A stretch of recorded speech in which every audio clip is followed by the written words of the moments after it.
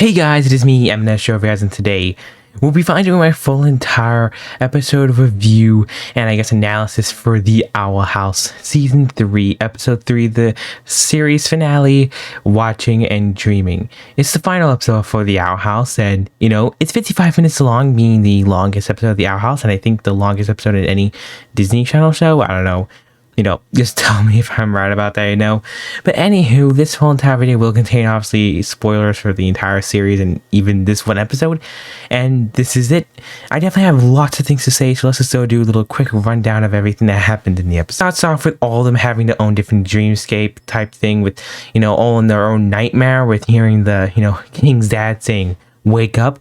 I kind of knew it was King Dad when I saw it, but it sounded the same, like the little guy was like waving and saying hello. But anywho, they all had their own little like dreamscape in the beginning, with Luce, Ida, and King all having their own different nightmare stages. But then Luce is the only one to actually, wake up, and we see more of Luce's nightmare instead of seeing more of Ida's and more of King's. It's only a little bit in the beginning, and then after that, Luce wakes him back up, and then I see lots more of the Belos' plans and what he plans to do and how he's really tricking and, fooling the collector.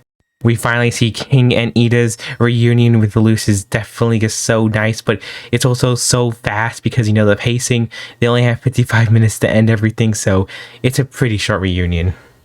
Anywho, they get interrupted with the collector because he wants to play more games, and also he says, "Oh, if you guys die, we're going to bring you back and fix you," because the collector does not really know and understand death as a whole. He doesn't know what happens when someone dies, so poor collector. And I thought this was pretty foreshadowing what's going to happen, and it was. Then after that, we get a very quick montage with no talking, it's almost some music of them just, playing some of the collector's games, like featuring Pac-Man and also the whole Jenga towers. So there was also like little things like that. It was pretty short, but like I said, the runtime, we have to explain. And we finally learn and understand what actually happened to the collector and why there's no other collectors, and it turns out it's because of his brothers, and they went to go play a game of hide and seek. And we could finally see this one key moment that was technically teased in the last episode of for the future. We learn what happens, and we can literally see like little star ways of everything that we saw in the paintings in episode 2, showing the collectors and all the brothers to play a game of hide and seek. They left him and brought him to the Boiling Isles, where he played with all the Titans, and Titans are the only ones he cannot, I guess, like control or cannot destroy. And he was playing with all the baby Titans until they all got slowly taken away because all the collectors technically extinct them all, until we found out that King's dad, the Titan, was the one that banished and locked the collector away, also hiding and protecting the egg, aka which becomes King. Then we're back to Rain and Belos, or Afton if I have to say, because this dude looks like Afton and keeps coming back. Like this dude literally cannot die. Anyways, Rain actually fails, and now the collector, now Belos is in control of the Titan, and he went to the actual hot source, where he goes and literally takes over the entire skeleton, which was everybody's theory by the actual trailer, and it ended up being true. They start making amends with the collector, showing the collector all the different ways, and bringing to the Owl House, showing them how everything wasn't easy in the beginning and how they actually became so close, trying to show the collector human ways. Why does King look like a little baby here? Just explain to me. And then they come back to see literally Belos engulfing everything of the Boiling Isles, destroying it and making this whole gooey thing, which many theory videos did, also point out, which it pretty sucks why every theory is right, but pretty cool, still liked it. And it does look like the Last of Us fungus. I didn't watch the show, but my sister showed me lots of clips, and I was like, this looks like it. Collector decides to use the great wisdom that Luce and all of them told him, like, I could just go talk to him. He's like, we could be friends. I forgive you. And he was literally going to go and kill Collector, but then Luce comes out and says everything's all okay, but it was not okay. It was not okay. That definitely looks like it's kind of like, what's it called again? I don't know, from Amphibia. It definitely feels like this story is very connected with Amphibia. It always was about a girl being lost or trapped in a different world, trying to find the way back home. It was kind of always like that in its fantasy type, but at the ending, with also Luce dying and, coming back, yeah, it kind of felt a lot like Amphibia, even with the way she died and, faded away into like the sparkles that we all thought it was me. What's going on? her palisman, what's her name again? Ida's palisman literally dying, but no, it was literally loose. And the collector thought he could just bring her back because he literally does not understand death. It's pretty sad, the whole moment. It was actually generally really sad. Then Luce is in the world between worlds, or the world between space. When we meet this dude, it's literally King's dad, and he just looks like a chill dude that's just a fan of the house. He has a little hoodie coming out of his eye.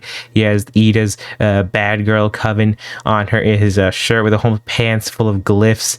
It's just really cool. And the Titanman actually talking and showing Luce his language, which is, you know, the glyphs, allowing him to do magic on the Boiling Isles, because, you know, even though she's not a witch, which is pretty interesting. witch. Anywho, yeah, we finally saw the design, and he was the dude that was waving at her. We all knew it. Then we find out he's dying.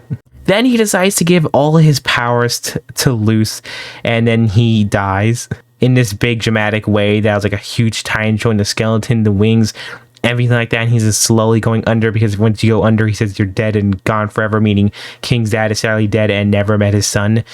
It's really sad when you think about it. King and Ida have this beast mode because they're extremely mad and also sad about Luce, you know, dying, because she's technically actually dead. And this whole entire moment, I did think that Luce was gonna, you know, be trapped there forever, and when she came back with that power, she'll only be there for a certain amount of time, and then she'll be back into the whole entire world, and she'll be like stuck in a whole reflection, like, you know, episode 10 of season 2. The Tomorrow, whatever it's called, Yesterday's Lie. That I really thought that was how they're going to end it, and it would have been, in my opinion, it would have definitely been a lot more sad and a lot more impactful her decision.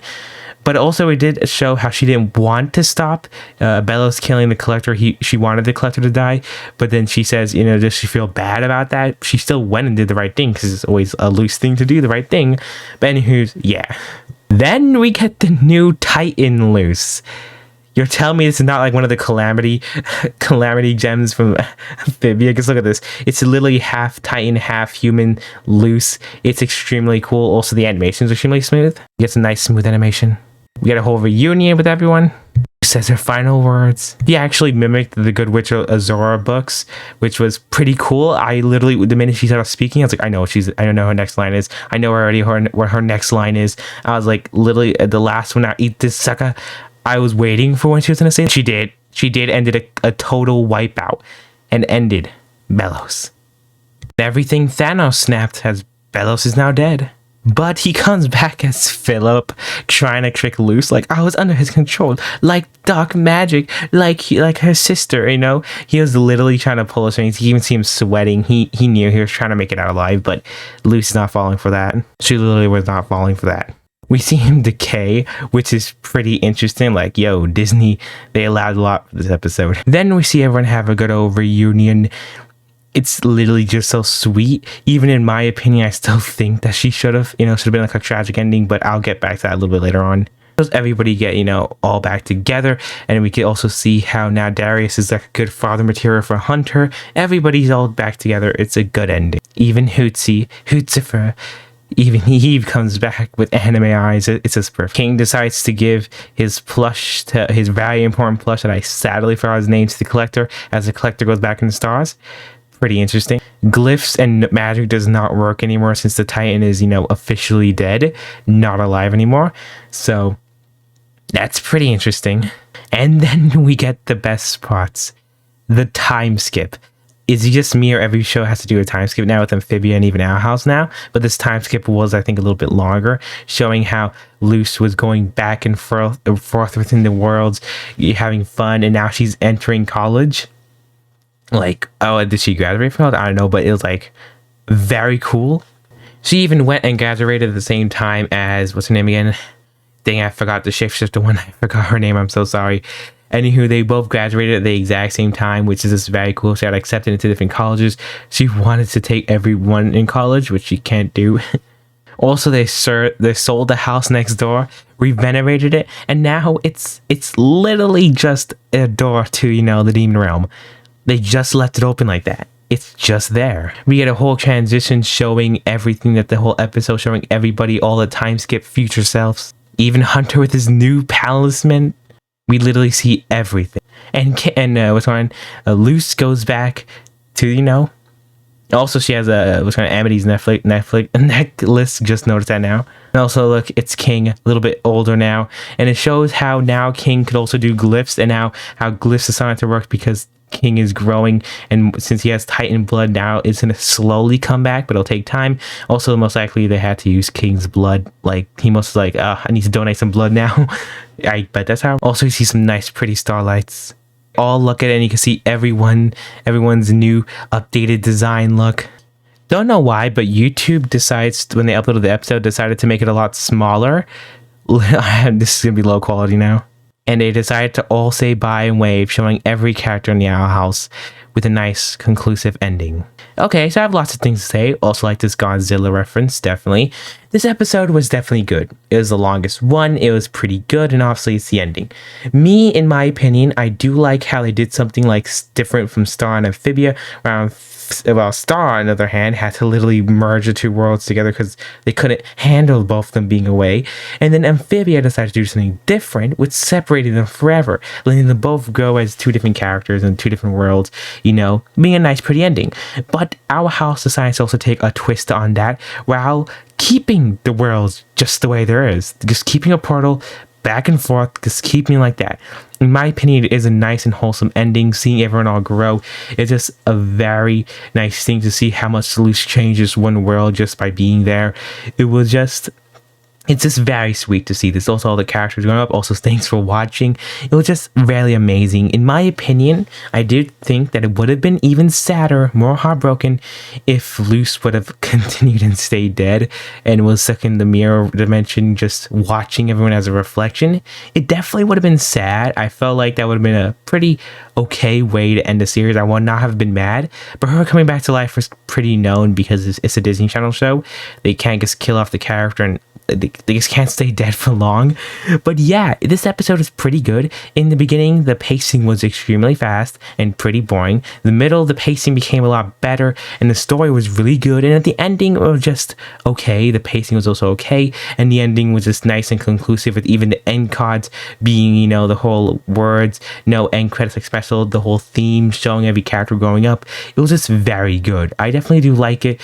They also had lots of references to the beginning seasons of Owl House, and it's just a very nice way to see it. And it's sadly and also end of an era, because, you know, this is it. The last story-driven show has officially ended on Disney Channel, and now you can watch the entire full thing on YouTube, and that's where I got half of these photos from. So yeah, tell me in the comments below what do you guys think about it. In my opinion, it was definitely a lot better for Further Future. Further Future was definitely, in my opinion, the least favorite of both of these. I do think this episode is a little bit better for Thanks to Them, because Thanks to Them had a lot going for it. Yeah, it's a lot shorter, and yeah, the pacing was a lot faster, but it was just so much happening. I don't know which one, in my opinion, is more. I definitely do like the way they ended it, though.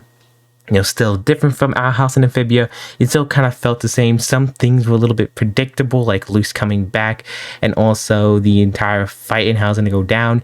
But at the end of the day, it was still a very good watch. I loved it. In my opinion, this episode is around 8 to 9 out of 10. There's some things, like I said, with pacing, but if they had more time, I feel like it could definitely be good. Or these are separate episodes. You could tell why they could have been separate episodes. Also, we had no ads while watching it, which was pretty amazing. Love that. At the end of the day, they did a great job. We got some of the most smoothest animations within the entire episode. The episode looked really dark half the time and gloomy, with just the beginning being all bright and colorful. The character, you know, the collector's character development was pretty good, with also everybody else. The whole message of the entire show was also pretty good. And at the end of the day, I'll rate this, you know, a solid good ending. Tell me in the comments below what do you guys think about this, and I'll see you guys all in the next video. Stay tuned, because I probably will do a lot more about this show. There's still a lot more to talk about, even though it's the end. Goodbye, and watch your Owl House if you haven't watched.